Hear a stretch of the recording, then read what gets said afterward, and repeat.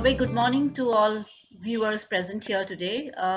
I'm Dr. Sriparna Barua from the Indian Institute of Entrepreneurship, and we are starting a very, very important webinar today, which is what investors look for. webinar. We have तो four very ठीक है eminent मेरी का है panelists in our midst, and the session will be वही moderated by Rajiv ठीक है Agarwal. मैं कब बोलता हूँ Ma'am, there is some disturbance. Somebody needs to be और करता muted. हूँ शाम को बोलता हूँ 3 बजे Somebody करीब 4 speaking बजे in करीब between. Okay. ठीक है To be और muted. सुनना किसी है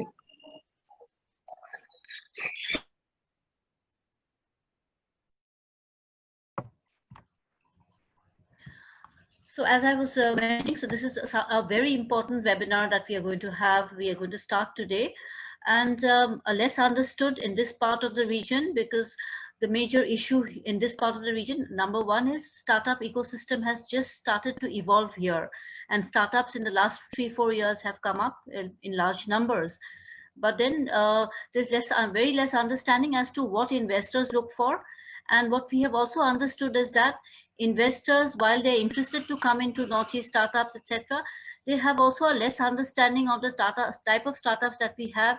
So there's a huge gap, and this webinar that we are hosting today with the eminent speakers, panelists, I'm sure is going to bridge this gap in terms of, if not anything else, understanding as to what do investors look for, because that's how the entire ecosystem in this part of the region is going to evolve.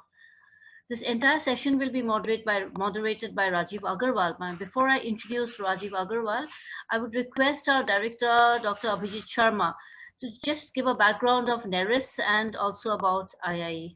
Over to you. Thank you, Dr. Sriparna.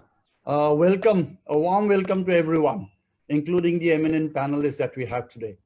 In a cold and windy day, but I'm sure in another hour, I'm sure they're going to make it warm and exciting.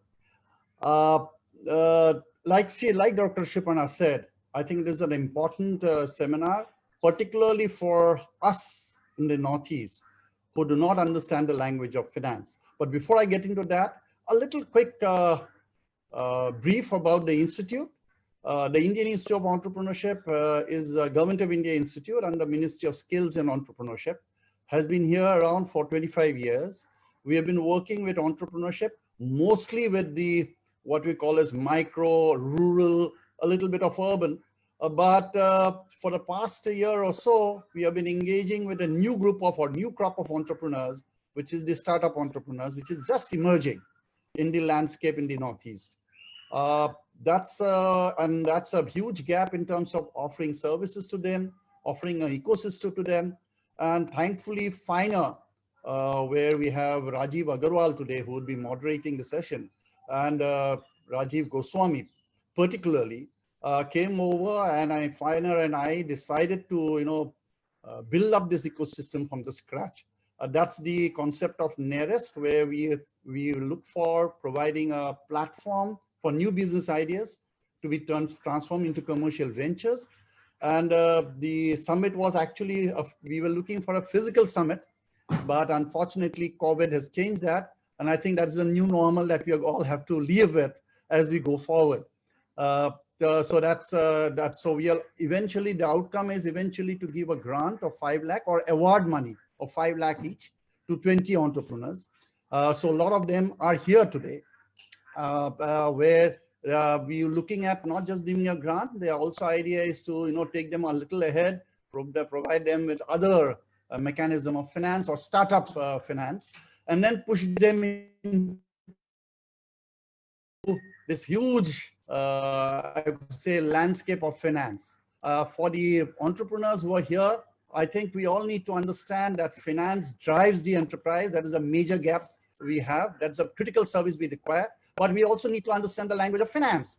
And if we don't talk that language, we don't synchronize. And I think it's important and critical to understand what the investors are looking for. It's very critical. And I'm sure you'll listen very intently and also ask questions, particularly from your perspective. I'm sure this is going to be a wonderful session. And with this, I would now hand over the mic to Dr. Sriparna, and of course, I think Rajiv will take over. But before I let go, just one more big thanks to FINA for cooperating or collaborating with us for this NERIS program, and NEC for sponsoring this program. Thank you. Back to you, Sriparna. So I would formally hand over the entire responsibility of moderation to Rajiv Agarwal. But I would like to Rajiv will be introducing all the panel members, but on behalf of IE, would like to introduce him. Rajiv Agarwal is a founder, CEO of Bitchem, director of SM Group, and is the vice president of Finer. Currently a clean tech entrepreneur focusing on air pollution challenges emitting from road construction activities. We all know Rajiv as an entrepreneur who never gives up, handles challenges by example. Over to you, Rajiv. I would actually request Director Sir to just accept Rajiv Agarwal because he was disconnected. So he needs to get reconnected. Yeah. Absolutely. Yeah, Sagar, I've got him connected. Yes. I got him in. Yes. Hello, I came back.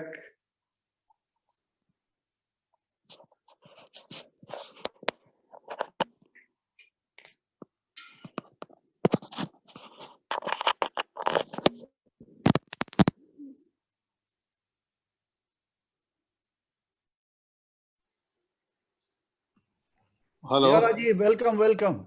Thank you. I'm back, and this is quite a struggle to come back actually. Now I'm using my handset. So I don't know what's happened. You can hear me? Yes, very well. Thank you. So what has been the progress? If I've missed something, it's been 15 minutes. Sorry, you're speaking on mute. Yeah.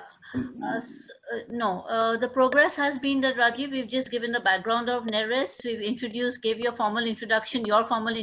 Now it's for you to take it forward. And I have not introduced the panel members, so it's on the responsibilities on you to introduce the panel members. Perfect. Thank you, Sriparna ji.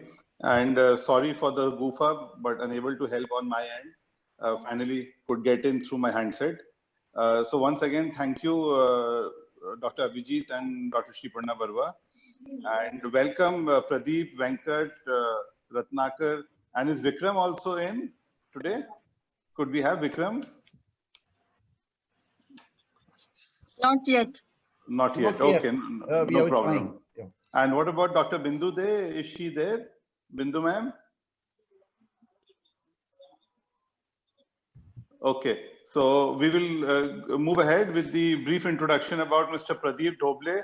Mr. Pradeep Doble is a chemical engineer from IIT Bombay, and he spent his entire career with ITC.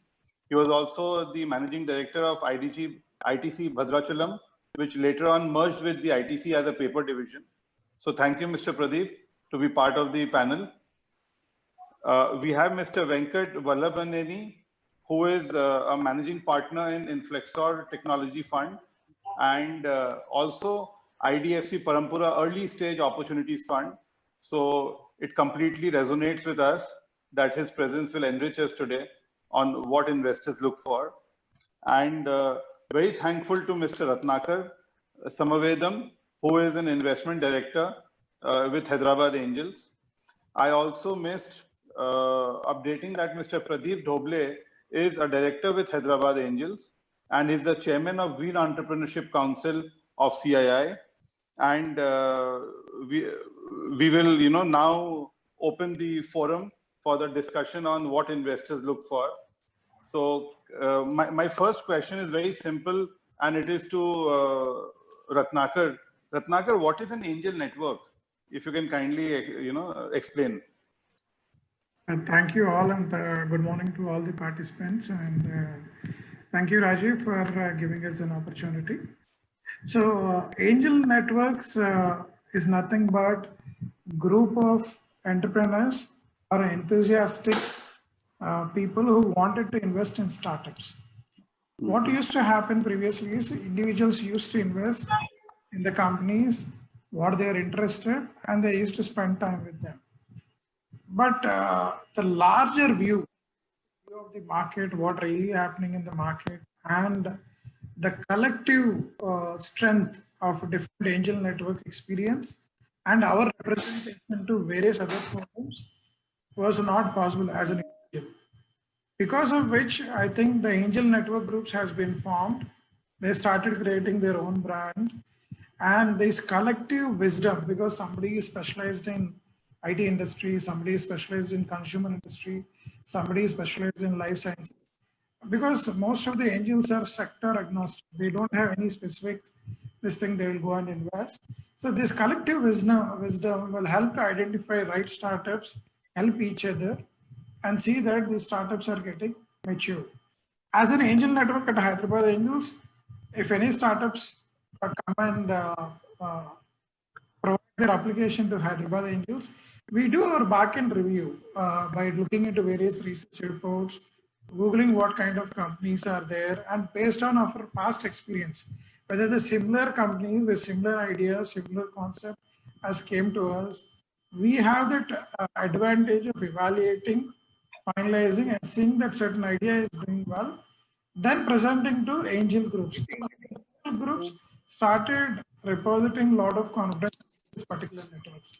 That's how the angel groups has been formed. It is there last 1.5 decade or so. Hyderabad Angels started in 2012, and we have 100+ members as on date.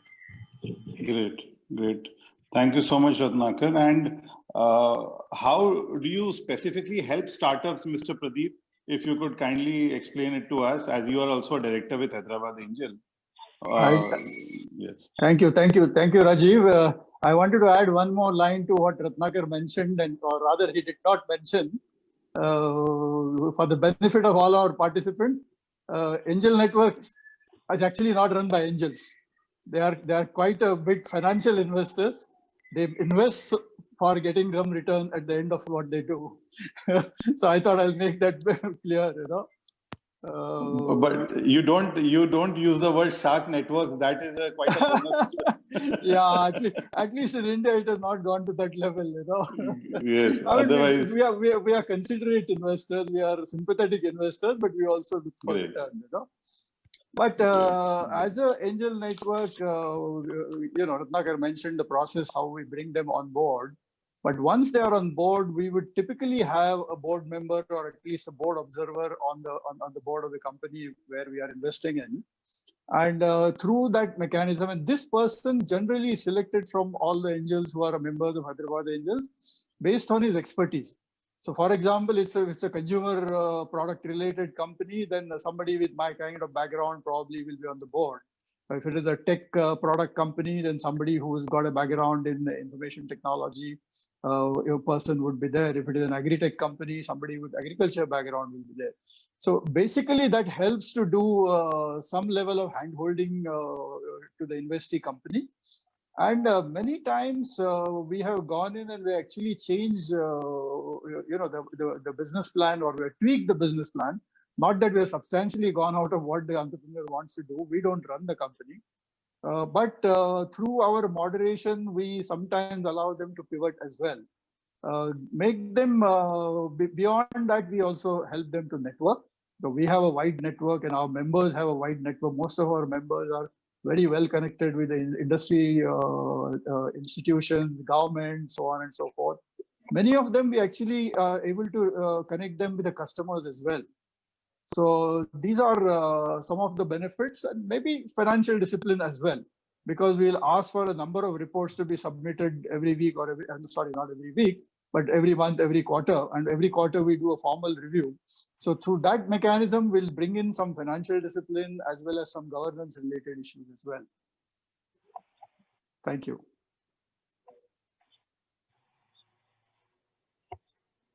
Rajiv, you are on mute. Rajiv, unable to hear. Yes, hi, Venkat. Thank you, Pradeep, for the prompt. And Venkat, once again, welcome. Venkat, how is a venture capital fund or an early stage fund very different from an angel network? If you could kindly explain this to the participants. Sure. So, venture capital funds generally fall under, investment category that is called alternative investments, right? I mean, so our fund is regulated by SEBI, and we raise funds from, not only we put the money, we also raise funds from institutions as well as wealthy individuals, right? Family offices. So what they look for as an, alternative investments, what they look for is better returns than either public markets or the risk-free investments, right? So let's say regular deposits or public markets are returning 8 to 10%, they look for bigger returns and at the higher risk, right? So what we do as a fund, we use our expertise to find good companies, help them to grow, right? I mean, we sit on the boards, we do multiple things to help the startups, and we help them raise the subsequent rounds, and we help them find the exits as well, right? So goal is to use the expertise of the individuals and the team to grow the companies and make them successful, right? And obviously, as part of it, we need to find better returns than the public markets or the risk-free investments. So that's what we do. Okay. Great. And it's often seen that startups are having very poor exposure to deal with the professionals like the legal experts and the chartered accountants. In fact, most of these startups, they run behind banks thinking that the negative cash flow business plan will, create some magic with the banker and they'll get the money from the banker. Can you please help us, straighten this fundamental notion with the startups? That how do they really access these professionals to reach closer to you people? Okay, so I can go first and then followed by any others who want to add that, right? So first thing is equity. Basically venture capital funds are angel networks, right? We look at participating with the equity, right? We put the money, we take partnership in the company. That means you are giving piece of the company to us, right? So whereas you go to banks, if you are able to raise money from the banks, that is a debt, right? So debt is always cheaper, right? If you really believe in the company you're doing, right? You're not giving the piece of equity to somebody, right? So if you're able to raise the funds from the bank. But on the same note, if you go to the bank, they're not part of your company. They're not underwriting the risk. I mean, you're not undertaking the risk you're going through, right? So, but at the same time, most of the banks, they would look for some sort of a collateral, right? Because especially with the recent banking, issues that's going through NPAs and stuff like that, even before, right? Raising debt for an early stage companies has always been difficult. It's an exception of, some, encouragement given by the governments, right? Some programs are there, but even there, it is sort of difficult, right? So just keep in mind, right? When you go to the bank, they would look for a lot of documentation for early stage investments. It is difficult, I would say. It's not impossible, but it is difficult to raise, debt funding. And second thing is they're not part of the risk journey you're going through, right? The value addition beyond financial, you don't find them with the debt funding, right? And that's where I would stop, right? Pradeep, if you want to add something.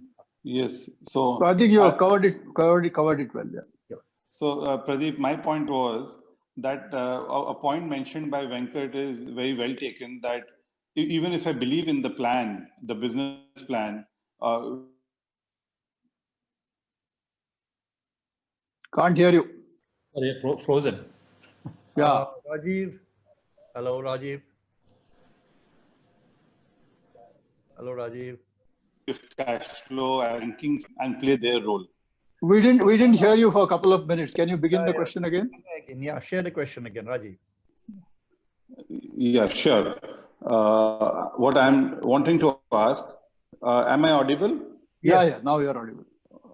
Okay, so Pradeep, the point is very well taken from Venkat, that when we are believing in the plan, but it has a risk element of a negative cash flow, which is going to take some time for it to turn positive, and banking system does not come in this gap. This is the gap where the risk is taken by the investor community. How does Angel Network help the startup cover this distance? Yeah, so basically, as Venkat said, the banks are not going to fund you at all. Either they need a strong collateral or they need a 3 years. Actually, banks are asking for 3 years positive cash flow operation before they can lend money to you. So that is the reason why. So that is the reason why you will go to angel networks or some high net worth individuals. You can directly approach them as well. So basically, you have to convince them about your business plan. So here is somebody who has the risk appetite, who is willing to listen to you. So you go to him and you, to put it in a very simple word, you impress him. You have to impress him. Now, what impresses an investor like that, or an early stage investor like that? Either a great idea or a great pedigree. So great idea, well, it should be obvious to everybody, that what your problem you're solving. You always give examples of Uber, Ola, and Airbnb and stuff like that. So 20 years back, if somebody told us that within 2 minutes of you wanting a car will be, or taxi will be there for you, we would have laughed. But because technology made it possible.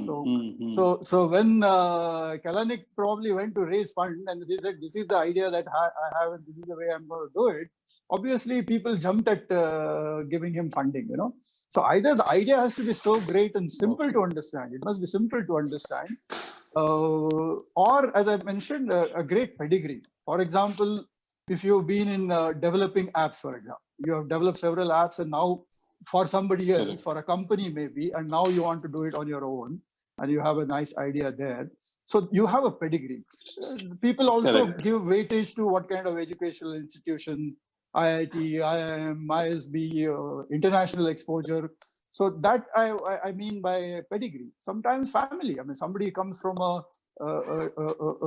tea family, for example, who the father has got tea estates or something, and that guy wants to get into tea business.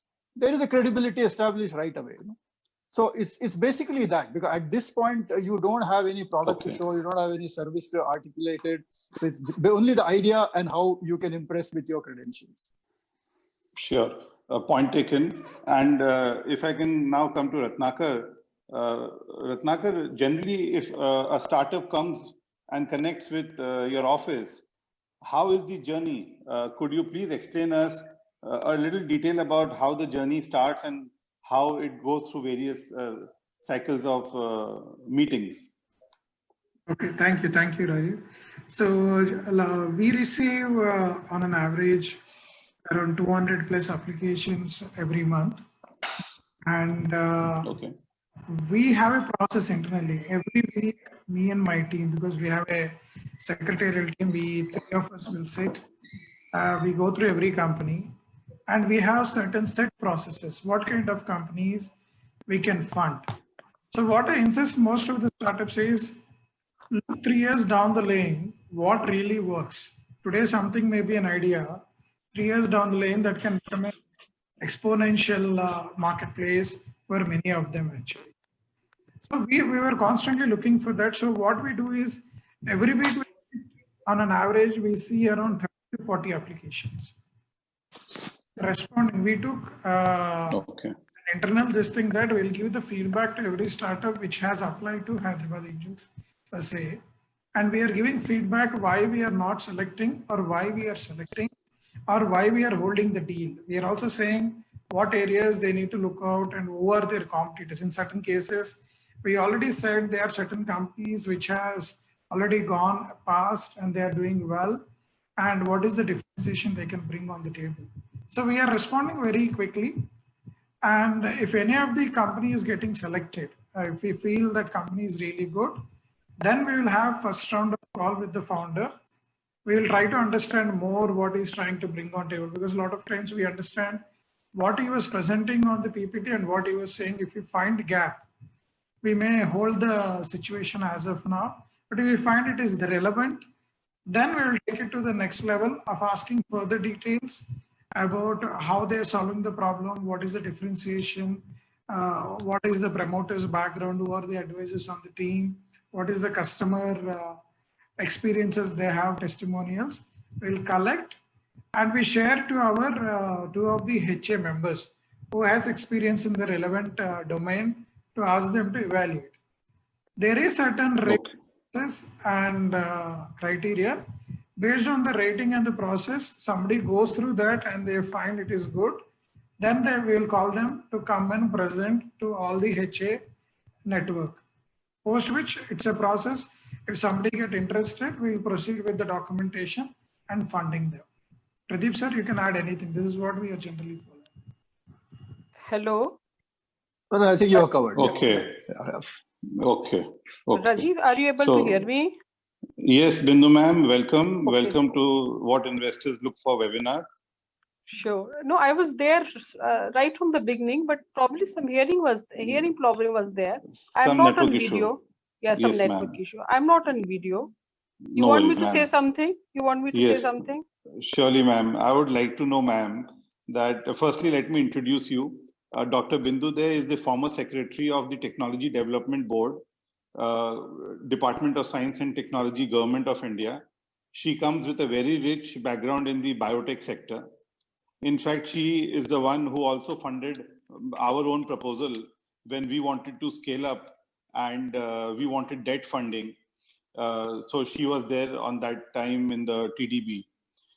Bindu ma'am, when you people come across certain startup journey where they don't have a business plan because of the lack of money, and they want actually investment to build a credible business plan, how do you people see those kind of business proposals? Thank you, Rajiv. Basically, I will speak from the government perspective because, friends, I have an experience of funding research and development for about 25 years, after which I funded, companies who came to us with some proof of concept. For government funding, we do consider, technology as the core. In most of the departments, we feel that technology is the core. The second thing is the level of technology, TRL level. If it is, just an idea, we are not shy of funding research in research mode so that they can come up to, TRL level 5.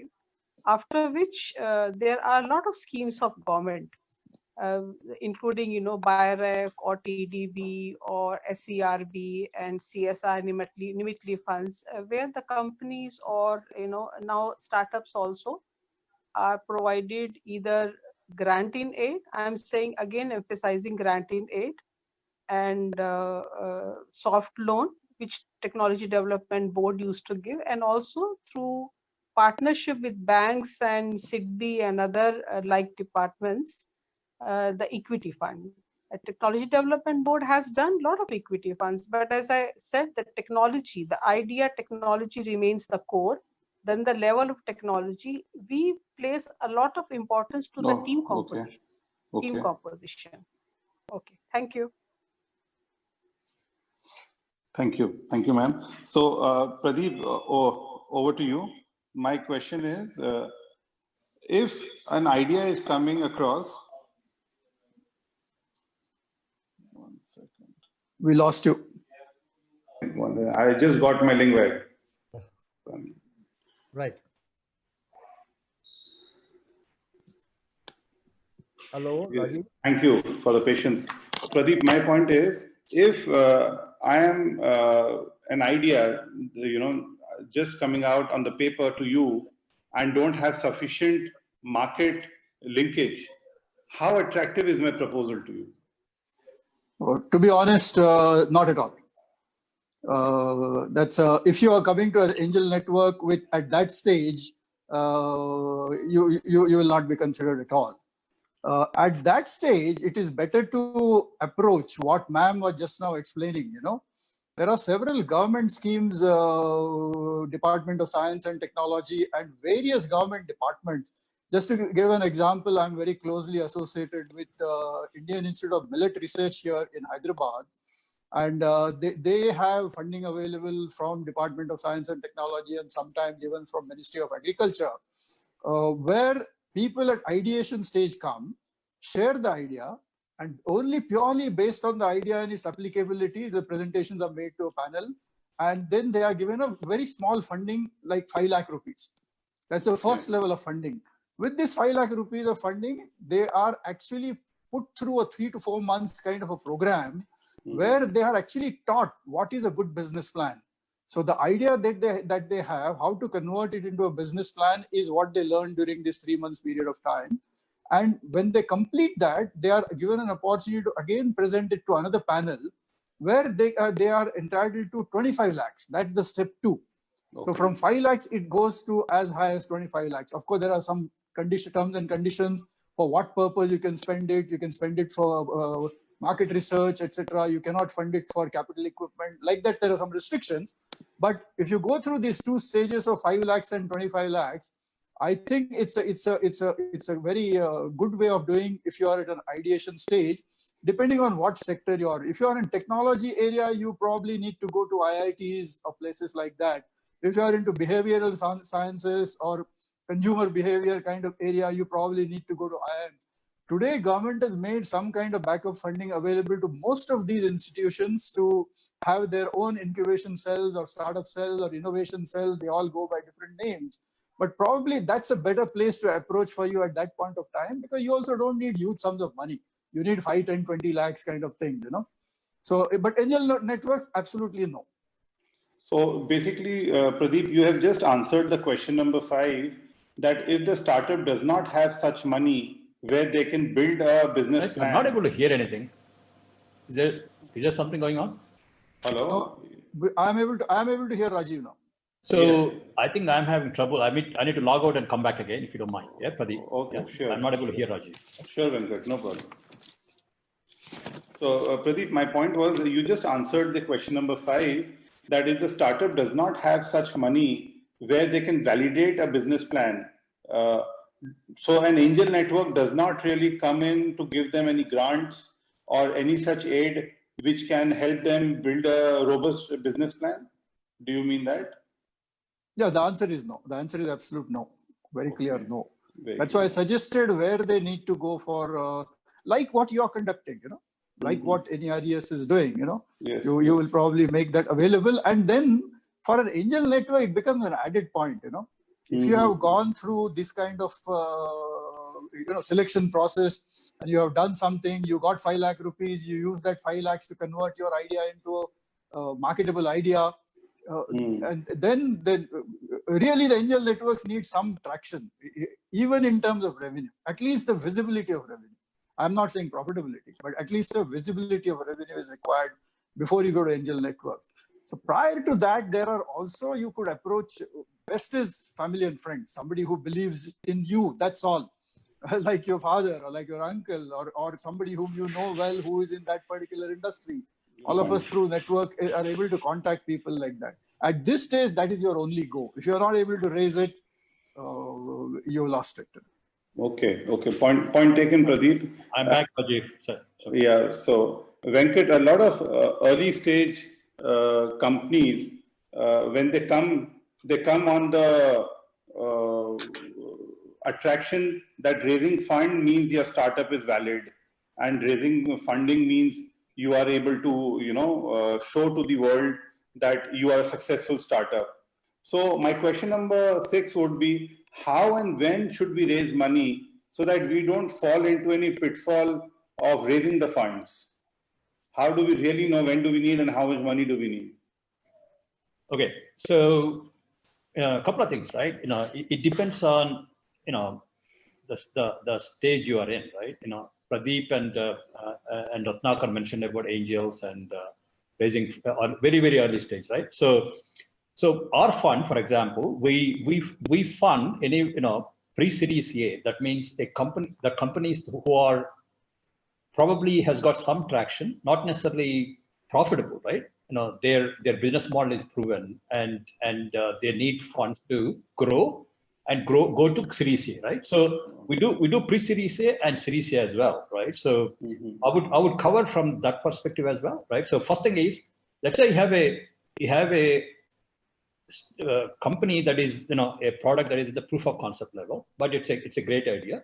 You've done your homework and competitive analysis, right? First thing is, that's where people tend to underestimate, right? Really going and looking at the competitive analysis.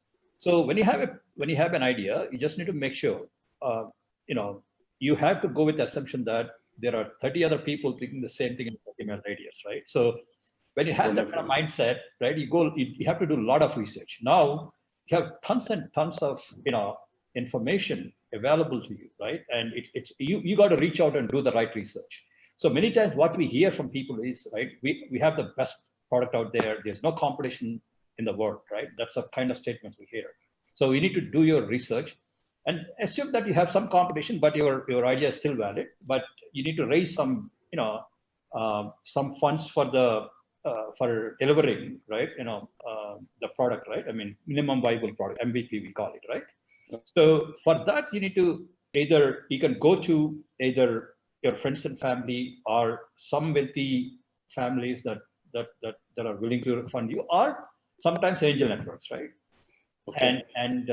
And some funds, very selective funds will fund as well. For example, we funded a couple of companies like that in the fund one. Okay. But there, right, you have to give up a little more equity maybe, right? But once you have the MVP, then there is, when you have found some customers, that way it becomes attractive for funds like us. So we write checks anywhere from, right, 500 USD, 500K USD, that means 3.3 crores to 10 crores in the fund one. The second fund would be larger checks, right? But for that, we need MVP and then some traction where people, there are customers that are willing to buy your product. And obviously, user base is growing, some revenue growth, credible roadmap out there, right? And so this is what, and then obviously there are other checklists we talk about it as a move forward.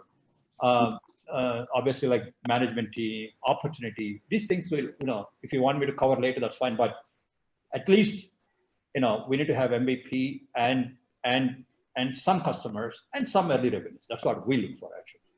So even if the startup is not breaking even or not making money, but they have a revenue rate, they are still attractive for you if they are having customer. Absolutely. In the base. Absolutely. We don't expect any startups to make money, right? In first 2 or 3 years for sure. Okay. So when they come back, but they need to have the right product out there, right? And the market opportunity need to be big, right? And they have the credible plan out there, right? That's what we look for.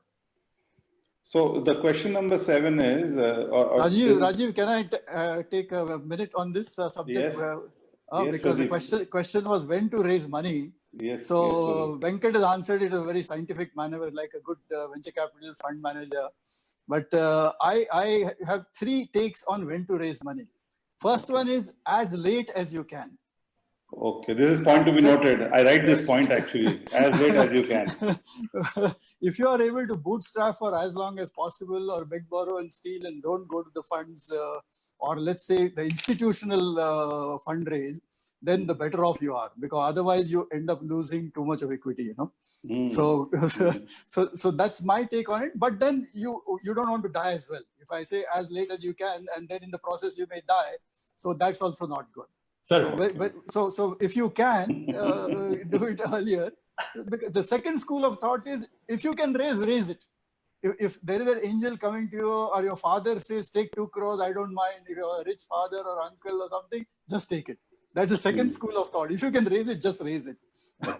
Sorry, I thought I'll just make this I would answer practical. This is a practical thing,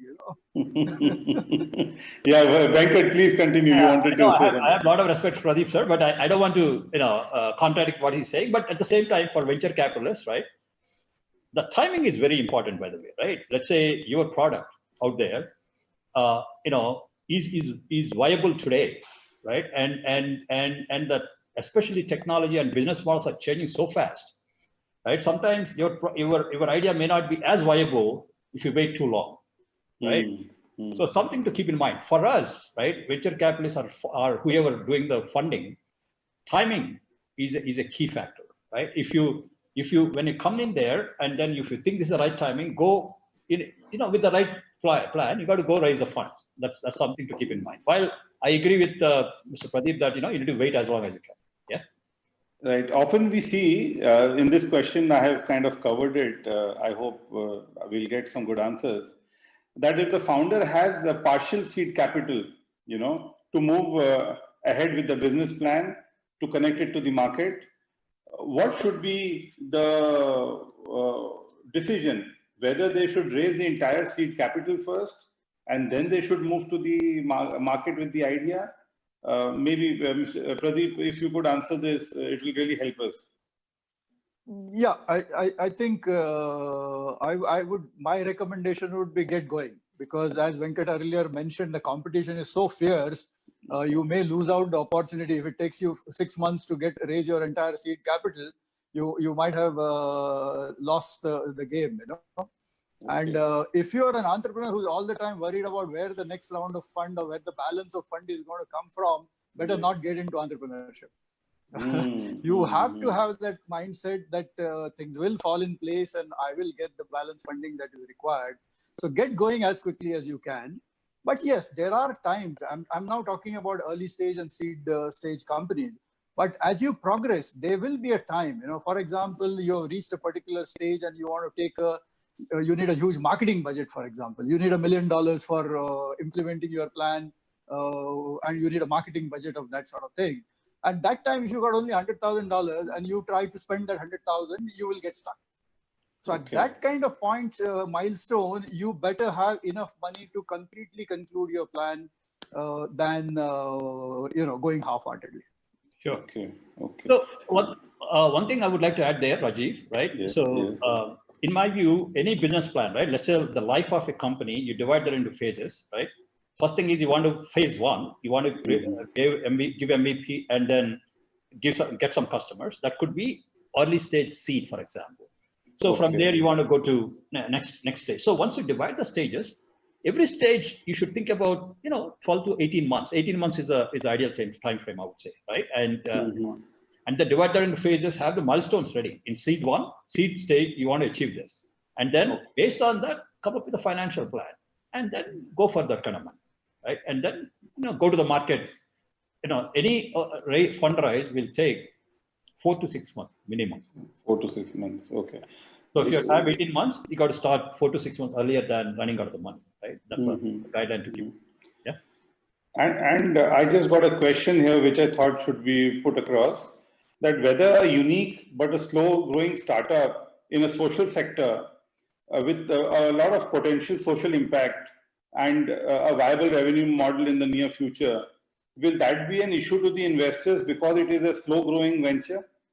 Or that again has certain category of investors who could invest in it? Ratnakar, if you could come in to answer this particular question that I just highlighted. Yeah, technically, if any of the angel investor would like to cooperate on this social venture, we would like to invest. It is not that we are shying away, but the general perception of, as Pradeep sir said also, most of the angel networks or angels or a VC network, the typical return what we look is 3 to 5 years span actually. Can they overcome that 3 to 5 years span? We don't want some investment which go on for 7 years, 10 years, not able to give the required return to angel networks, or it will not be viable and people may shy away from investing in these companies actually. We want something which will quickly walk through it actually. So the answer is that exits are obviously important, and if it is slow growing and exits are not coming, automatically the investors are not going to look at it. Yeah, Rajiv, one thing we would like to say, as Pradeep and Venkatesh told, the business cycle was a decade in 1970s, 1980s. It came down to 5 years between 2000 to 2015 or 18, which I see. Now the business cycles came down to 3 years, the max. Every 3 years, technology is changing, need is changing. One or other startup is able to overtake that particular market scenario. You can see the consolidation in airlines, consolidation in telecom. Everywhere we are seeing consolidation because the business cycles are changing. People are not able to move forward for a longer time. Okay. It's very, very important for us in a shorter span, and scale is possible only through technology. That's why we insist startup to have high technology as the core. Whatever the segment they are, technology is key for us for scaling it much quicker and fast. Rajiv, can I come in here? Yes, Bindu ma'am, please come in. You see, somebody talked about this social needs, you know, meeting startup and a meeting of social needs, you know. You look at COVID, you know, I'm watching COVID very carefully. I'm involved with many, many startups, guiding them. And I tell you that this whole COVID coming in changed the perspective of lot of business people. Okay. See, the whole PP business, mask business, and diagnostic business, starting from RT-PCR. Today, Zydus Cadila has taken a small little technology from NIV Pune and is going for screening, en masse of the population. I sometimes wonder why our startups are not looking at those business spaces. Okay. You see, similarly agriculture. The finance minister announced in her fourth announcement regarding so many funds for agriculture sector. Today I was watching tomato is being sold at 40 paisa per kg. Where are those startups who are doing solar drying and fast processing or mobile cold storage? You have to be ready for all the exigencies, I tell you. And most of the time in social sector, government becomes the buyer. And whatever you may say, in whatever business you have, whether it is Tata's or Ambani's, 40% is always the government buyer, whether it is defense or agriculture or healthcare.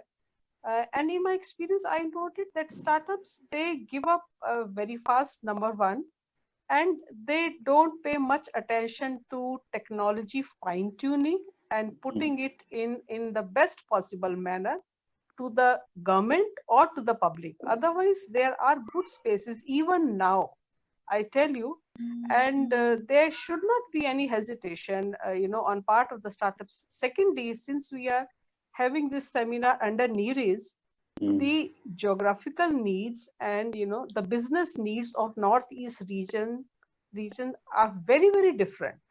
You see, the crops are different, the excess crops that they produce are different, the diseases that they have are different.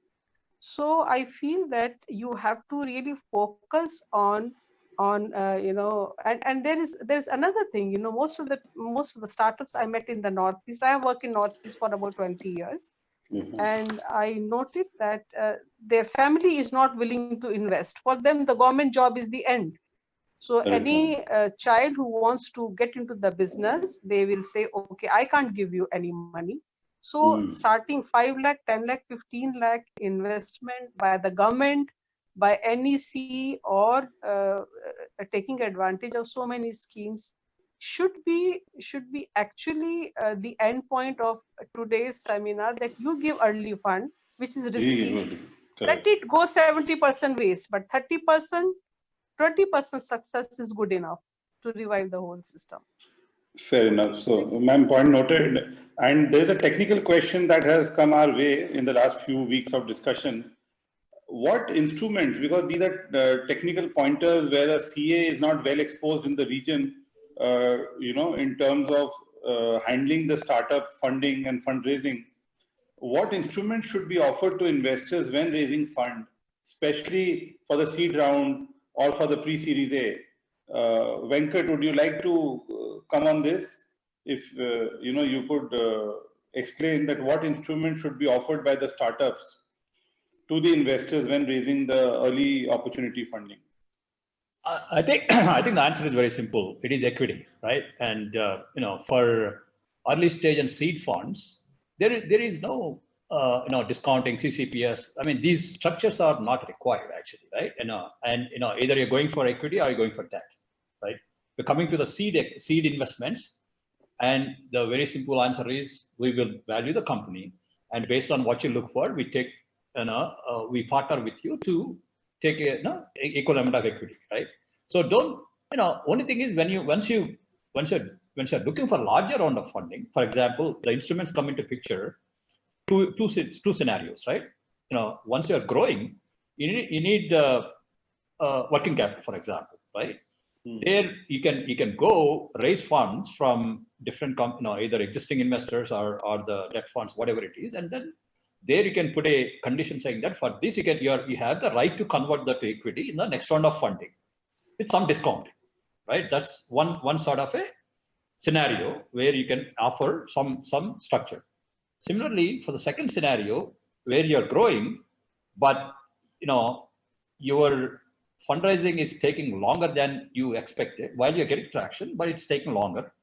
There, is a scenario where you can raise the money from, let's say you are looking for $2 million, right? There's a commitment for $500,000 or whatever, $1 million.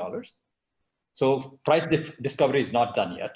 So in that scenario, you can also offer a instrument to the willing investor saying that this is what I'll give you, price discovery minus 20% discount in the final structure. So these things will come in the follow-on investments or the follow-on fundraising, right? For seed and early stage, go with straight away equity. So when you say to go with the equity, you mean to say that there'll be no valuation to the seed fund round on which? Okay. Sir, for everything there has to be valuation, right? First thing they do is when you go with the business plan, we look at valuation. Valuation is sometimes for the early stage investors is not as much of science, right? It's more than more of an art than science actually, right? Mm-hmm. So you look at multiple factors, including market opportunity and projected cash flows and so on. So we use both of them, right? Discounting cash flows and some other methodologies. Apart from that, some gut feel as well.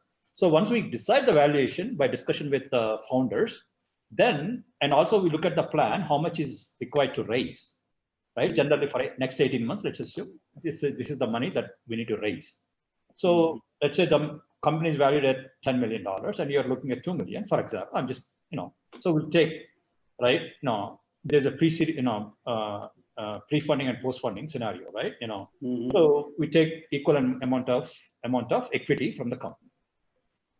Okay, fair enough. And we will move to Pradeep. Pradeep, generally when we talk about the startup fundraise, many people also talk about convertible debentures. So as Hyderabad Angels, how do startups get this guidance? Because I'm confused now. With what Venkat is also explaining, I can surely say it's a technical subject. And one side we talk about the technology, one side we talk about the customers. And then you come into this is a pitfall, that what instruments to offer. Over to you, Pradeep, if you can also explain in your simple language. See, at the end of the day, everything is negotiable. There is a person giving the fund, and there is a startup which wants to raise the fund. Correct. So the giver, the company, the startup wants to give as minimum as possible. The person giving fund wants to take as much as possible. So finally, it does boil down to valuation. And as Venkat said, at early stage, seed stage, it's more of an art than of a science. How you're going to value. Even if you have future cash flows, what is the certainty? What is the guarantee that you're going to achieve those? Mm-hmm. So it is possible, and even since you specifically asked about Hyderabad Angels as well, actually many of our investments end up doing convertibles. Okay. But we still do the valuation. So what we do is, if we are putting in let's say $500,000, so we are saying $500,000 we are putting right now is convertible, and these are the milestones we agree upon.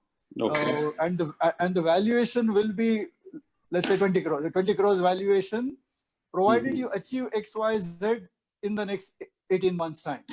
If you achieve 20% less, then this is the valuation. If you achieve so much more, then this is the valuation. And there is always a cap as well. Because we are early stage investors, for example, at that time, the valuation really shoots up. Hopefully the company does so well. And even if we felt that the valuation was 20 crores, who knows, at that time the valuation is 40 crores. So there will be other people coming. At that stage, the company's got traction, there's got the revenues, maybe they are seeing the profitability within sight. So there will be bigger funds coming in and wanting to put money. And the valuation at that time is 40 crores. But I helped you when you were in distress, when nobody was willing to put money into you. So you give me 25, 30, 40% discount. Okay. So then my conversion will happen at 30, 40% discount to the valuation which was arrived at that stage. That is the benefit of convertible. That the negotiation, the argument between the company and the person giving fund, seed fund, does not go on endlessly. If they both mutually agree upon, just go ahead. Because you need money at that point. If you have no money, you have no company. So if you have agreed on a valuation, just go ahead. But if you find there's a fairly large amount of difference in what you think is the value of your company and what the investor is willing to give you, then you could take the convertible route. with a cap in the bottom line. So Rajiv, quickly what Pradeep sir has told, see, most of the angel networks are like a funnel to the next level round of funding, that is VC, pre-series A or a series A. And we follow the same psychology what VCs are following. So whenever you come to an angel network, we use two of the instruments. One is compulsory convertible preference shares. It is called CCPS. Okay. In certain cases, if you feel he is not for CCPS and we wanted to treat it as that, then we'll go for CCD, compulsory convertible debentures. So CCD is very rarely we opt for CCPS. So what Venkat was saying is, if you are not coming to an angel network, you are going to an individual and you would like to invest, giving equity stake is the best option.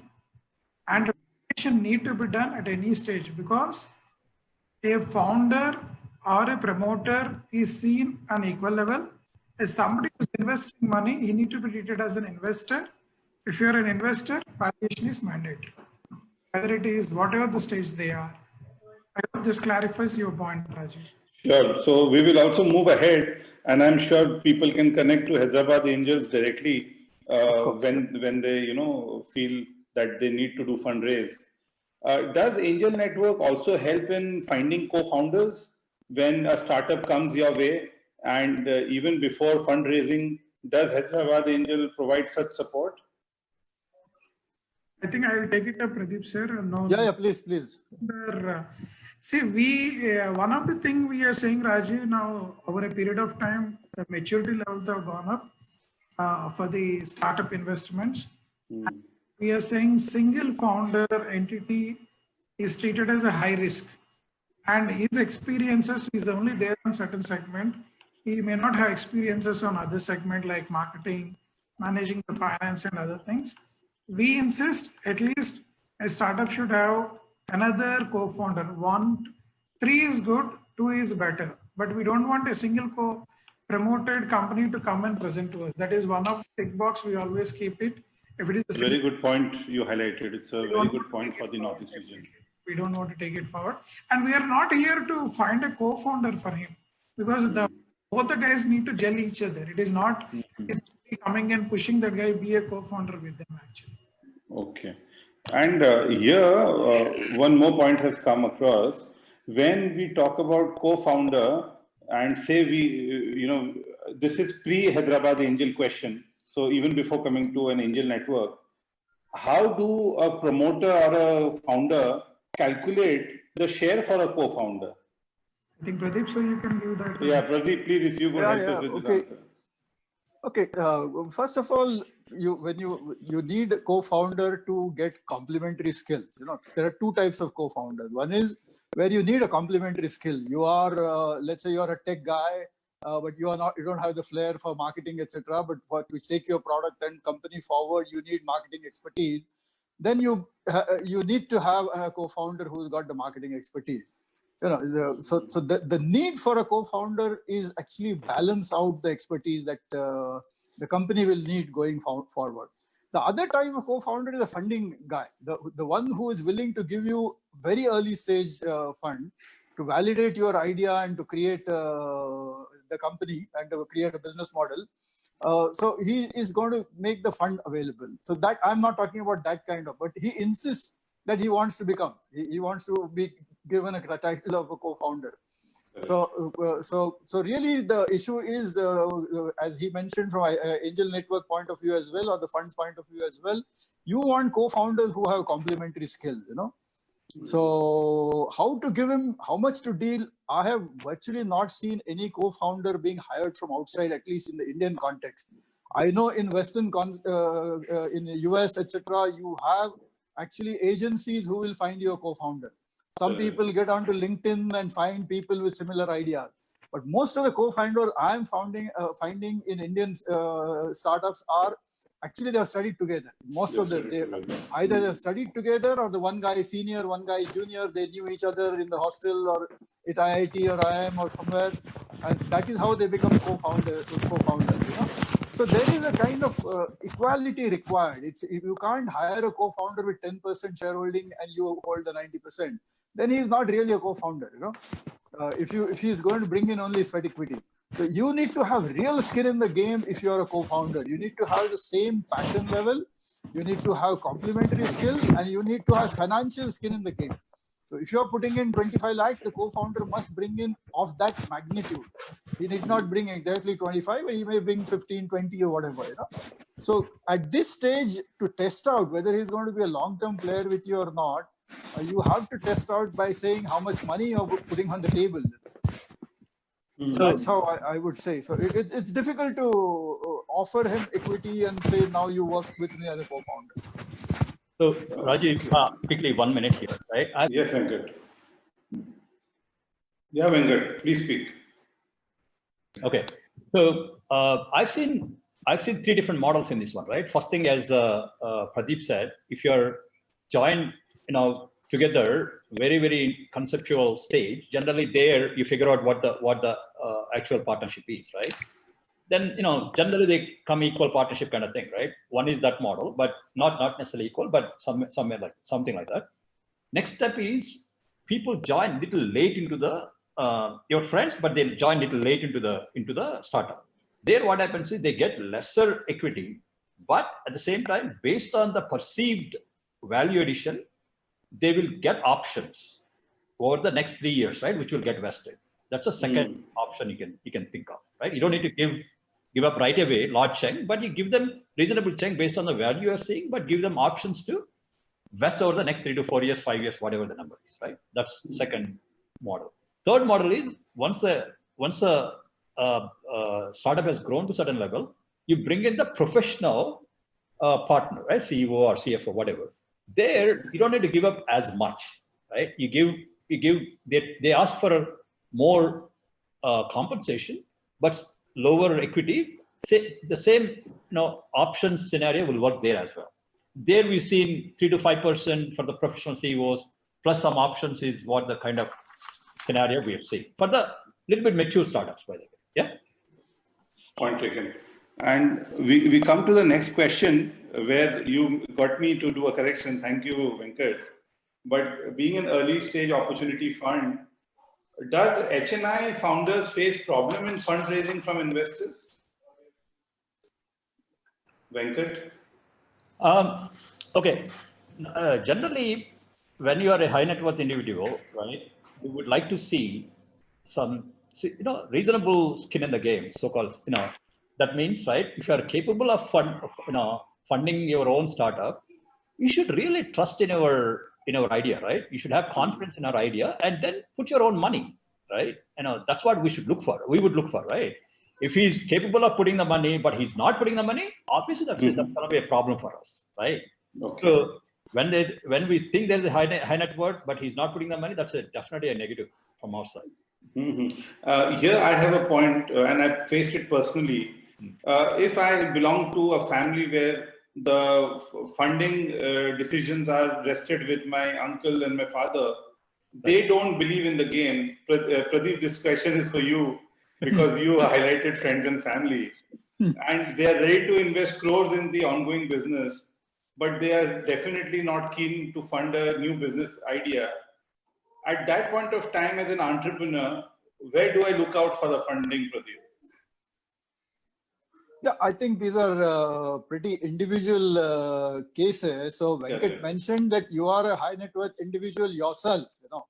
If you are a member of a family which is a high net worth family, but you don't have access to those funds because currently the decision making is done by your father or uncle or whatever, then whoever other people you are approaching, they cannot say why are they not putting in money.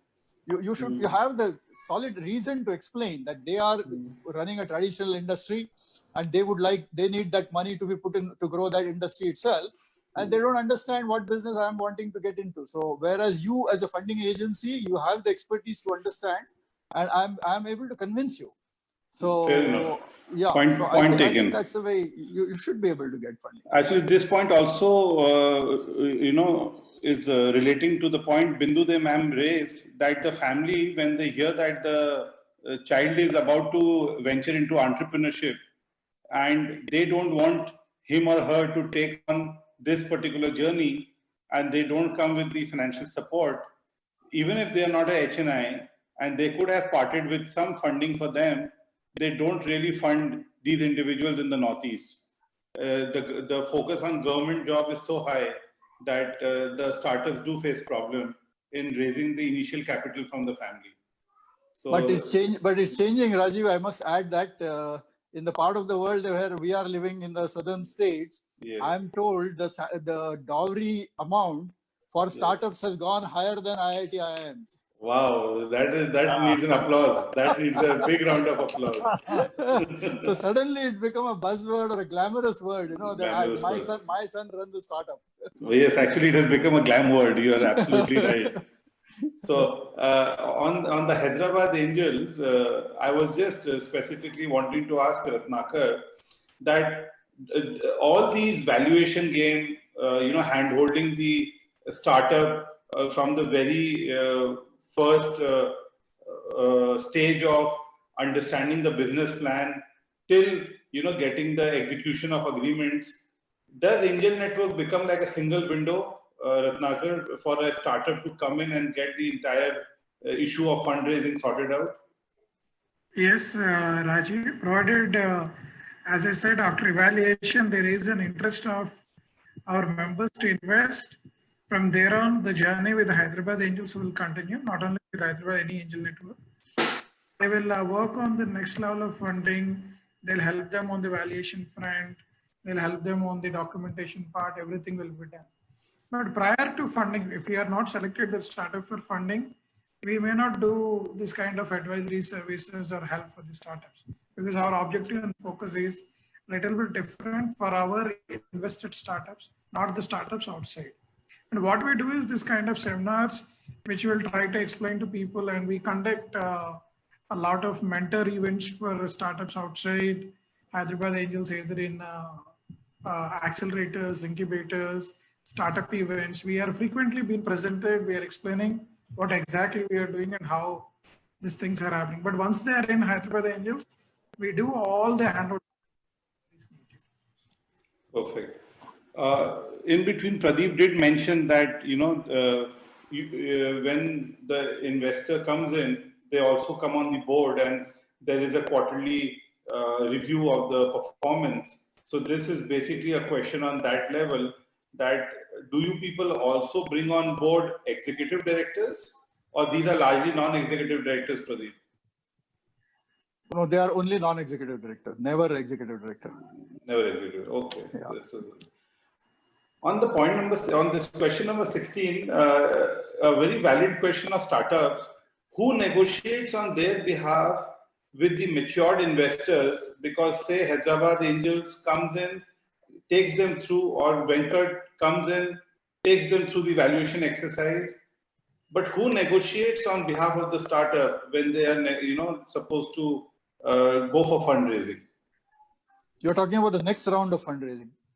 Even the first round, like when they come to an angel network, they come alone.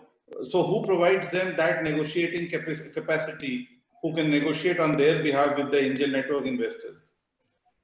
So I can take a first. Yeah, Venkat. Yeah. So, if you are a very early stage, I think, many of the entrepreneurs will face this, dilemma, right? First thing is they have an idea, but they don't have the expertise to take it to the investors and go through the negotiations, right? Yes. When they get the term sheet itself is a kind of complex scenario sometimes, right? It takes some time for them to digest. My sincere advice is, if you're a startup in that stage, then you should do one of those two things, right? First, get some mentor, right, if possible, right? Mentors will help you sometimes, right, out of their goodwill and other things, right? They'll help you without any compensation sometimes, or with taking some equity partnership and stuff like that. Very nominal equity, right? So stuff like that. That is one area. Second thing you can do is go and find, right, advisors. They're called boutique investment banks, advisors, and other things, right? These guys, these companies, they review your business plan. If they trust your business plan, they can work on the success fee based. Let's say you're raising, let's say 5 crores, for example, or 2 crores. They can work on certain percentage of the money raised post success, right? But generally, they will only do that if they really, really believe in your idea. Generally, there's a combination of those things. They'll take some fee upfront plus Okay. success fee, right? So Okay. combination of those two is a general practice out there. So if you're able to find that kind of advisor, they would help you, either mentor or the advisor, right? You need to look for those two, right? They will help you immensely in either putting the financial plans, business plans validation, and then finding you the right investors, negotiating term sheets and actual what do you call the final agreements and stuff like that, because due diligence takes a long time too. So there's a lot of work involved in fundraising. Keep that in mind. Okay. Thank you for this point. Point noted regarding having the investment bankers coming in. So maybe Hyderabad Angels, I'll take some help from Ratnakar and you, who could be introduced to the Northeast region. And my question is to also Bindu ma'am. Ma'am, when you people are funding the startups, you generally install a non-executive director on the board, but you also don't allow the companies to divest their shareholding. Why would that be required, ma'am, if they want to increase their investor base? Bindu there, ma'am. Dr. Bindu there, she's there? She's left. Okay. I can see that. No, is she on? Is she on the screen? Maybe she's muted. No, she's there. She's there. Yes, she's there. So maybe she's muted. Okay. We'll come back to her later. Question Can 7. you hear me? Yeah, Can you hear me? Bindu ma'am, I Yeah. can hear you. Ma'am, my point is specifically on the question 16, that when you people do the funding, largely debt funding, you generally prescribe to install a non-executive director on the board, but you also don't allow divestment of shares in case the company wants to go for a fundraising round. Could you explain, ma'am, why this is a boundary created by bodies like TDB? Basically, you see, if you see in the government system, very few bodies have been into soft loan model of funding. They either do R&D funding, where it is high risk, but when they do, TDB like funding through soft loan, they want to be sure of what's going on in an independent manner. This is my understanding the whole process, and it also has some historical experiences where things did not happen in the right perspective when when the shares were diluted, or when there were no person sitting on behalf of TDB or the government in the board. So these are the two things, but they were meant for the usual medium and large scale companies. For startup, there is no such guideline. I mean, DBT and DST, the Entrepreneurship Development Board, through their technology incubators, they invest into a lot of startups, and they are very liberal with the money. I would again, Rajiv, say here that you should have some mentorship workshops for Northeast companies in IIT Guwahati and places like Entrepreneurship Institute, because a lot of local people are now willing to come into good, healthy, small technology based companies, and it's our duty to handhold.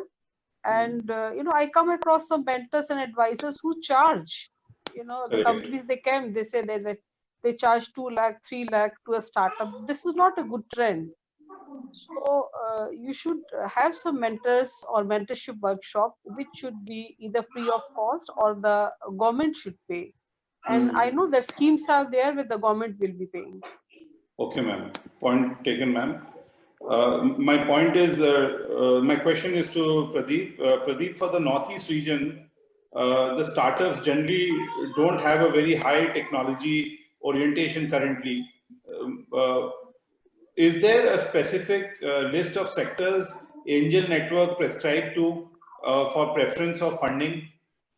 Because I could see Venkat mostly funds on the IT, and we want to know whether the Angel Networks also are sector agnostic and they can suggest something for the Northeast region.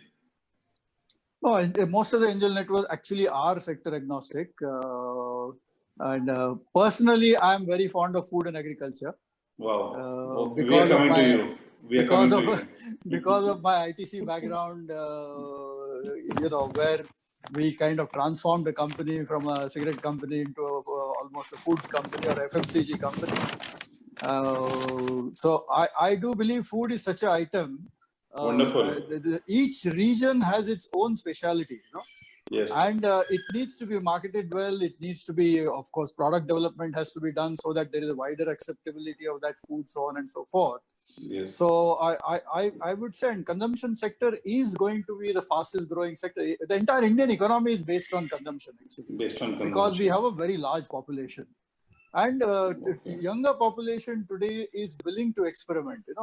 I see in Hyderabad Mongolian restaurant opening up. What is, for our time, Chinese, Mongolian, everything we used to call Chinese. But now there is a specialization happening, Mongolian food, So why not Assamese food, Why not Manipuri food, Northeastern food? It's not easy. It's not easy. Yeah. But there is an opportunity. There is an opportunity, I feel. And then back end, because I worked in paper industry for a long time, I know bamboo is a great resource which is available in the Northeast, and it grows naturally and it grows quite fast. Okay. So based on bamboo, if you have certain products coming out, use the e-commerce. Today, see, traditionally these consumption products were meant for only large companies like Hindustan Unilever, Tata, ITC, Nestle, and people like that. But today it is not so, because of internet penetration and social media available. The marketing costs are not as high as they used to be. And it's not difficult. I find companies struggle to go from initially. Of course, there is a struggle, but I know many companies who have done a 10-20 crores turnover, 1 or 2 crores profit, happily living thereafter. No, not going to venture capital funds, not going to. So it's an entrepreneurship model. It's a startup model, but entrepreneurship. That guy doesn't have star in the eye. He doesn't want to become $1 billion company in 10 years' time, But there is an opportunity to create a profitable business and creating jobs. Great. So that point taken, sir. And we come to the next question also. Coming back to that confidence, which a young entrepreneur or an early stage entrepreneur comes to you, Venkat, and they don't have that confidence to guarantee exits to investors. So how do startups, really talk to themselves when they're raising funds and they're so passionate towards the idea, towards the control, and pursuing the success? How do they give that confidence to the investor and guarantee exits, or whether you people also handhold them in going for the exits?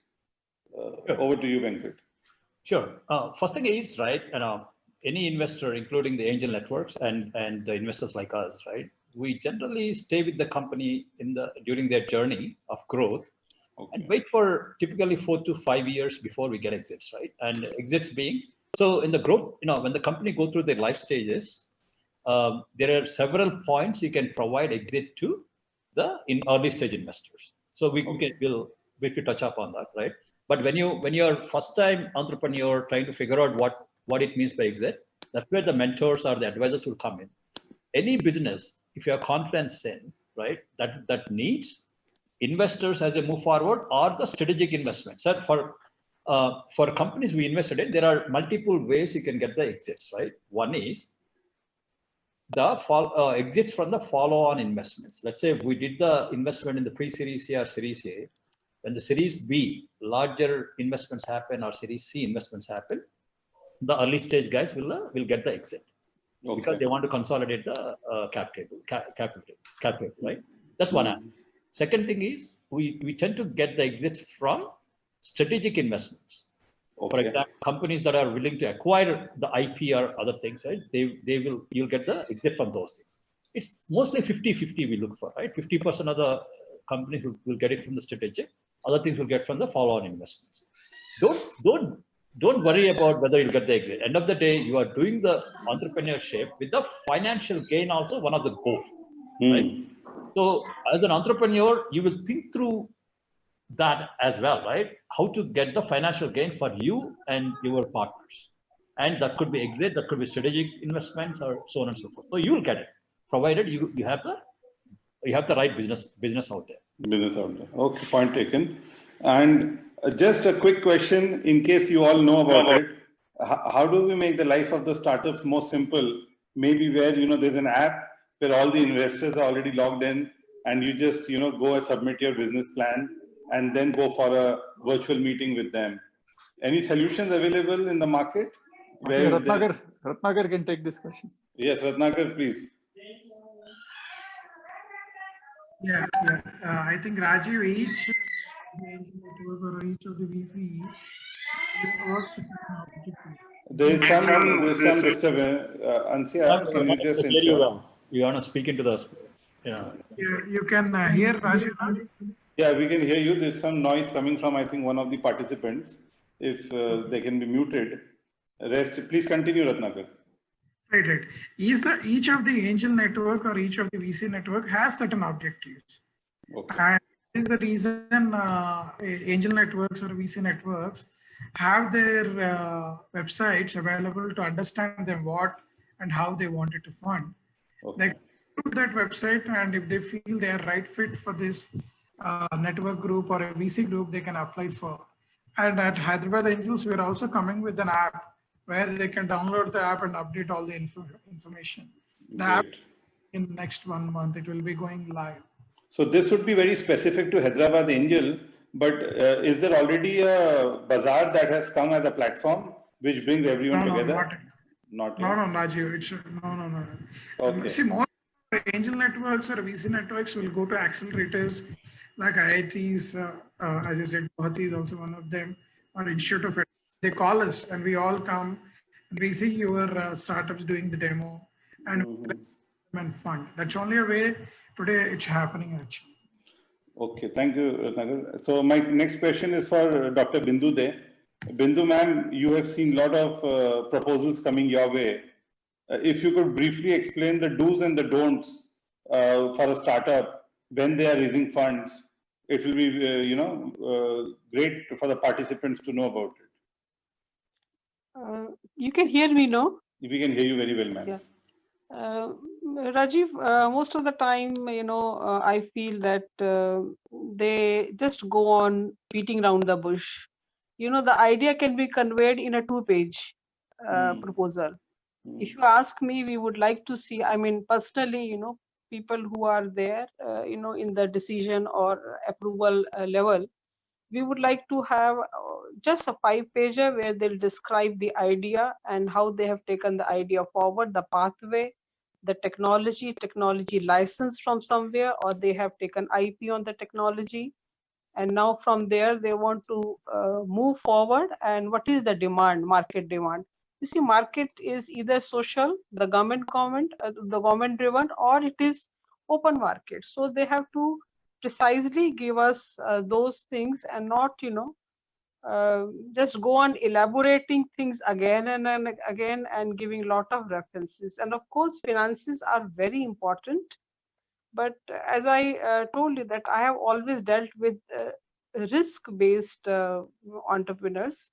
And I always give leverage to people who are willing to take risk and they are going ahead. And of course, we have engaged professionals to look into the financials. Generally, I would say my focus would be very sharply, smartly written proposal with clarity on market plan and how do they want to propose it. Great, ma'am. Great. So my point again, I think this came during discussions with Ratnakar. So very happy to post it back to you, Ratnakar. Post-COVID, is there any general change in the investment environment And if you could also highlight whether there will be an impact on valuations of startups because there is a sudden, recession, the demand side has crumbled. So, or this is a temporary phase where it's better not for the startups not to go into fundraising. Please explain your points. So Rajiv, I will give it to Venkat only. He is a better person because Oh, wonderful. as Venkat, please come up. Rajiv has informed at seed stage and pre-series A or a series A, still we are not seeing major shuffle in valuations per se, but general perspective, I think Venkat can give how they are looking at it. Yes. So I think, obviously, COVID-19, right, current scenario has some impact on, on the investment scenario as well, right? Because whatever deals that now, from my experience, I'm telling, because whatever has been in flight, deals, they are going through fine, right? I mean, obviously, there are also some small negotiations are happening that in the valuation, not too much. But anything new, when I said in flight, they've been in progress before, before this event, right? Any new investments, obviously, people are waiting, right? Because there's certain uncertainty in this whole COVID scenario, right? So till certainty comes over, people are waiting and watching, right? They are not committing while the conversations are going on. I'm being very candid here, right? So Yes, please. while conversations are going on, actual commitment of funds and money is happening, but very, very, very small scale, right? So once there is certainty, if certainty comes in over the next month or two, that's when the equity will pick up again, right? If I have to look at the past, what happened in 2009 scenario, generally early stage startups will slow down quicker, but they also recover very fast, right? So just that is something you need to stay put, stand your ground. That's one thing. Second thing is the cash flows, right? The demand side is also very, very slow. That means your cash flows in the business plan will shift. For example, this whole COVID is going to take 6 to 9 months, for example. Your cash flows will shift by that period as well. That means your valuation, by mere fact of the cash flows shifting, will go down, right? So that means there is some impact on the valuation if you go out there today. Probably around 15 to 20%. I'm seeing general trend. So, but if you are able to wait out, you should look wait out, right? Third one is there are companies. If you want to start, if the companies are able to weather this rough, I mean, they can start, continue in the rough weather. Companies will come out very, very strong, right? We are watching certain companies how they're going to handle this situation, and if they are able to handle it very well, I think that's going to be a lot more confidence for us to invest in this company. So just keep that in mind. So, Great. Thank you, Venkat. Thank you for that. And would I be, I think, unfair to ask you here that what would be the typical investment size as a VC you people, generally look into, or is it, and also the sectors? Is it only IT that you work on, Venkat?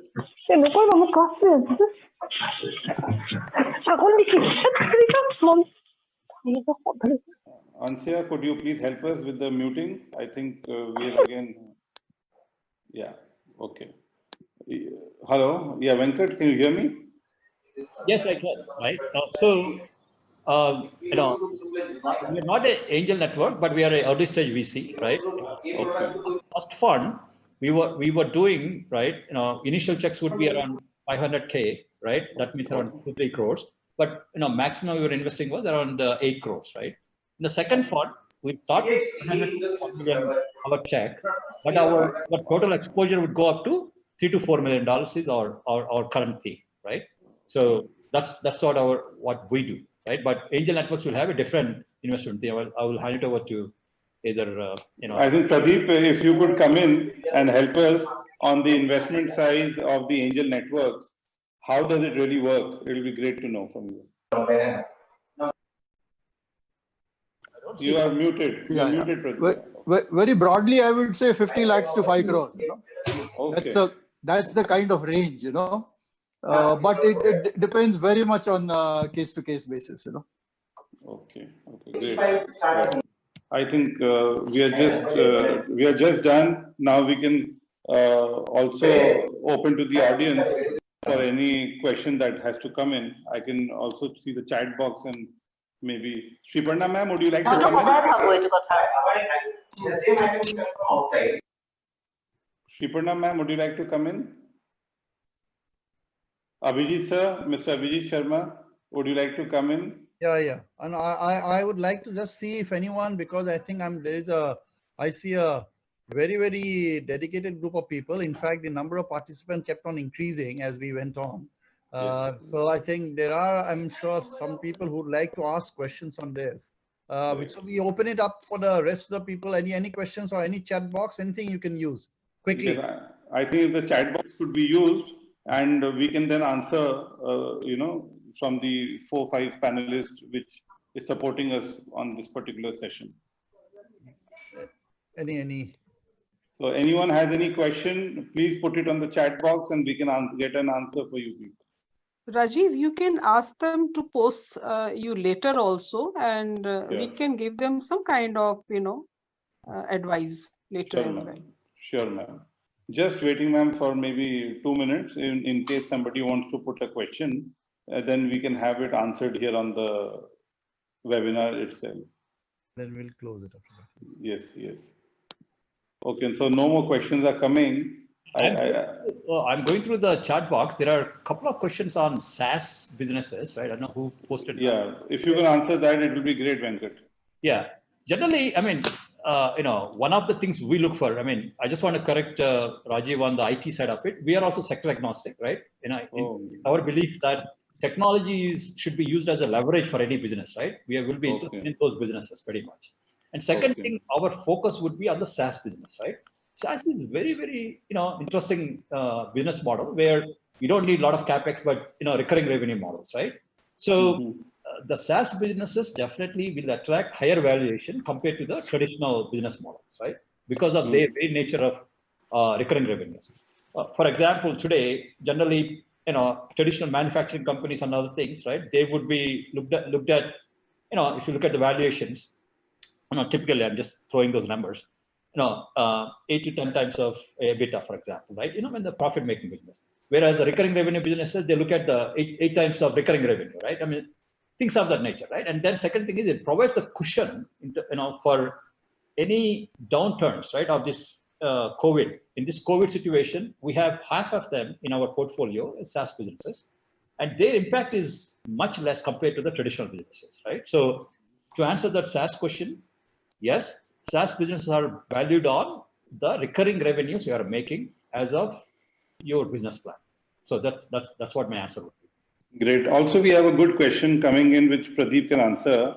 How important is a break-even for an equity investment decision? Do we have to have a break-even before the exit? I think in terms of operations, the Rituparna means in terms of operations. Break-even is important for any business. And the earlier you achieve is, the better it is. See, startups must understand the word business plan. The word business means commercial activity. It means making money. Let's not forget that, So break-even definitely important, but from an investor point of view, there are investments happening when the break-even has not been achieved. So you don't have to feel that I'm not near the break-even and therefore I cannot go to the investor. It will be great if you can self-fund till that point, then you will probably get a better valuation. But every investor will ask you, when will you reach the break-even? That definitely question will be there. And my advice is don't overpromise. It's always a better strategy to underpromise and overdeliver, So that's what I would say on the break-even subject. Great. I think we again come back to the earlier question that if there is a challenge in creating a business plan, a market relevant business plan, and funding is required to actually build a relevant business plan, will this attract investors to invest money so that the entrepreneur can actually use the money to build a business plan, Pradeep? I think the answer is similar to my earlier, it will, I don't think angel networks will give you money to build a business plan, So you have to approach those incubators like IITs, IIMs, and the government grants and universities and people like that. No angel network or early stage investor fund even will be able to give you money to build a business plan.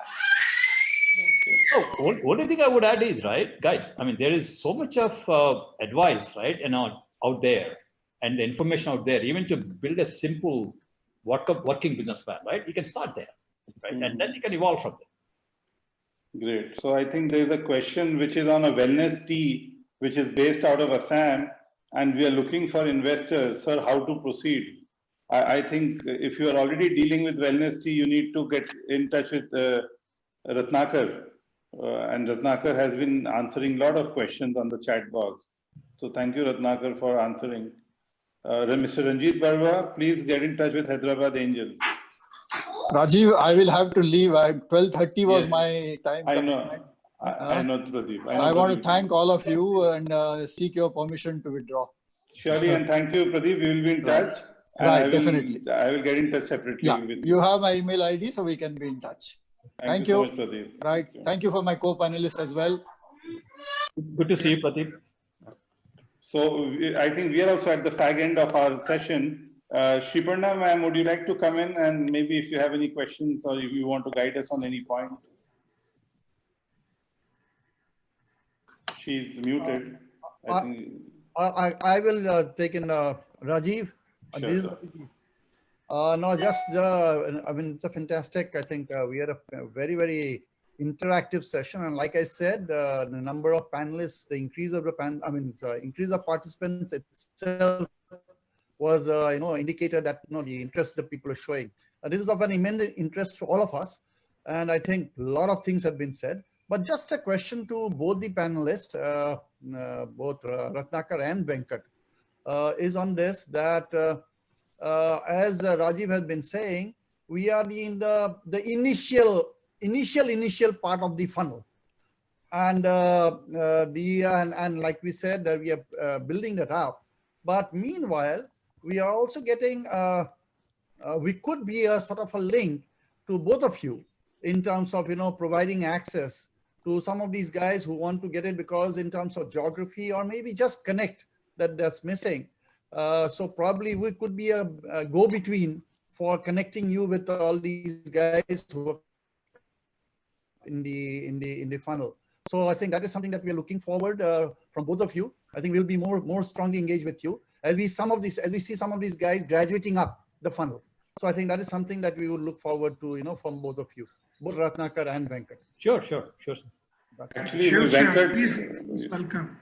Venkat, good to know that you actually run the sector agnostic early opportunity fund.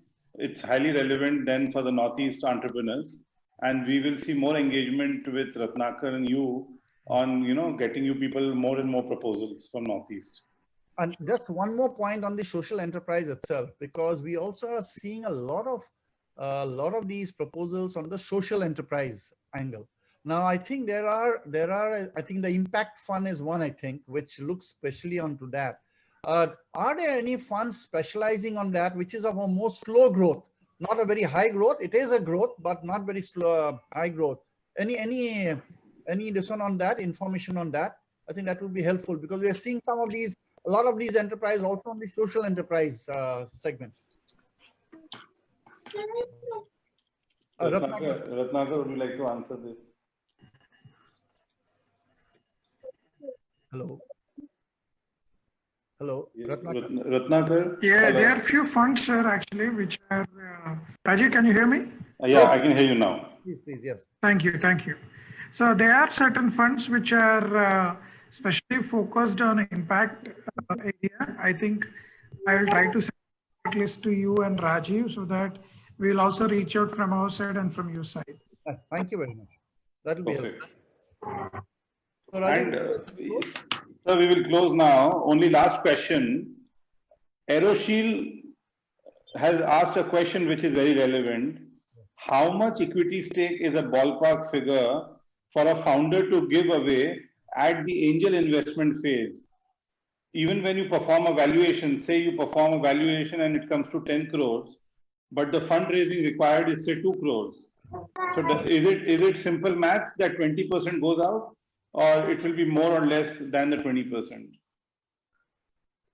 Venkat, yeah, Venkat, if you would like to answer. Yeah, Venkat, there is some disturbance. Sorry for that, but if you can answer. Sure. So I think that's as simple as that actually, right? I mean, if you're looking for 2 crores, that no, the post funding scenario is a 10 crore valuation, right? Yes. That's a 20%, right? Generally, right, as venture capitalists or angels, our goal is not to take the majority stake in the company, right? It doesn't work.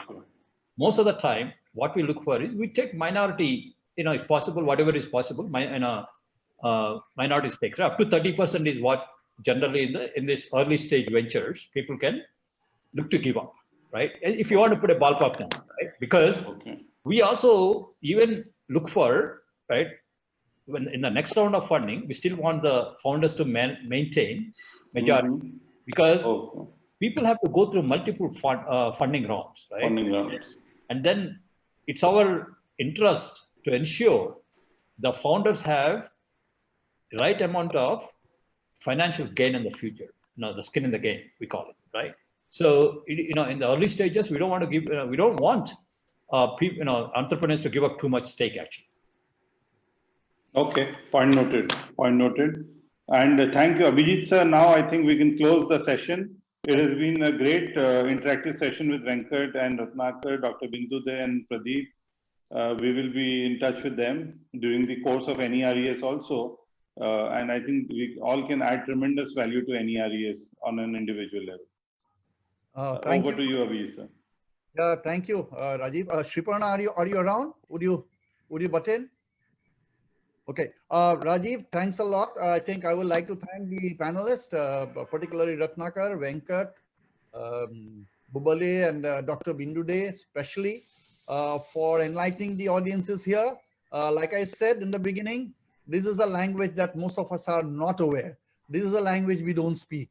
This is a language that we get a sense of that today, and we would love to be doing this talking more. And I think it's important, like I said, because without finance, we cannot expand, we cannot grow, and that can only happen with finance. So I guess this is a very, very critical component. I'd like to thank everyone. And like I said, there was a lot of interest. I see a lot of chat, in the chat box, giving the this one that they have really been enlightened. They would like to, they have thanked. And so I guess also a big thank to Rajiv for a wonderful interactive session. You kept us all engrossed. So normally in our webinar, what we do is we kept it in a mute and then start doing some other work. But here I was just, fixed on the screen. So thank you, sir. Thank you. Thanks to everyone, actually. We got some wonderful people on our panel. So thank you, everyone. So we like Rajiv said, we like to be connected with you as we go forward. Thank you. Thank you. Thank you, Bindu De ma'am, and thank you, everyone. Thank you, Ratnakar. Thank you, Venkat. Thank you, Rajiv. Thank you, Venkat. Thank you, rest of the participants. Thank you.